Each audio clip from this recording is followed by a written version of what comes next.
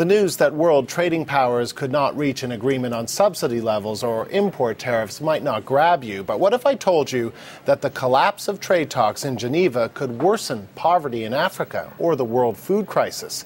That's what some experts are saying.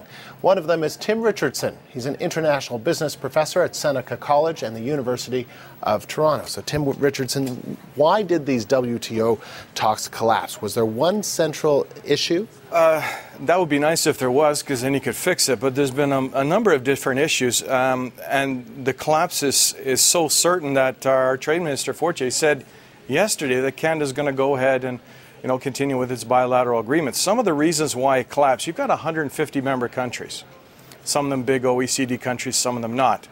Election years in several key countries. We know about the Americas with Obama. We know Canada's going to have elections soon, several others.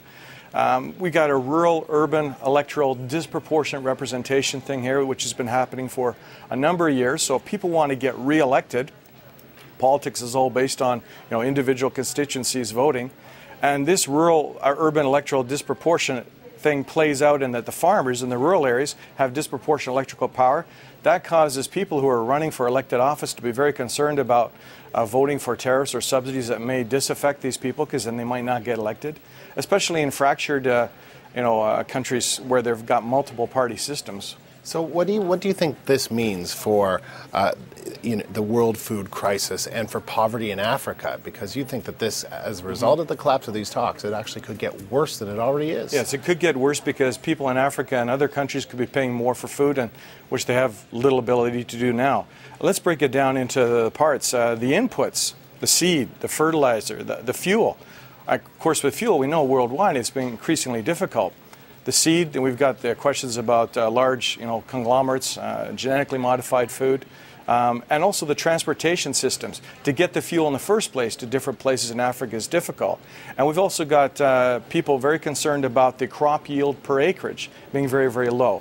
And this is why other countries that have a sustainable advantage and high technology can produce a lot of food, send it there. But then, you have to deal with tariffs and subsidies. And China and India are being described as the deal breakers because they want safeguards to kind of protect their domestic supply. Is that a legitimate concern? It sounds like it would be a legitimate concern. Yes. But it's apples and oranges. You can't compare developing countries to developed countries, right? But is China and India a developing country? I mean, you've got India's economy went over 1 trillion GDP in 2007. They're a major competitor to many European and North American economies in particular categories. Same thing in China. So the reason why China and India are such big players is not only are they consumers of large quantities, but they're also competitive producers as well. And this, of course, Africa, I guess, gets caught in the middle of this trade war. Indeed. And they are the weak ones in terms of being able to really stand up and voice their concerns. So what's the situation there? Well, you've got Ban Ki-moon saying that Africa needs $15–20 billion worth of international food aid, which is very challenging at a time when each individual country who could participate in that is looking at their own internal domestic turmoils. They're dealing with rising fuel costs. The U.S. has got their mortgage and housing crisis and banking problems. So it's very difficult in that circumstance to have leaders to be able to deal with that problem. But wouldn't a lot of African countries be able to actually subsist on their own food supply if it were not for the way that food from developed countries, from the United States, from Europe, interferes with that whole process? Yes, the interference is simple. In the case of a small farmer in, say, Central African country that's got 5 acres, and he's trying to develop his food for not only himself but also to sell to some central, municipality. Why would the people in that municipality buy the food with his inputs and costs when they could get it from some international organization that provides it at a lower cost?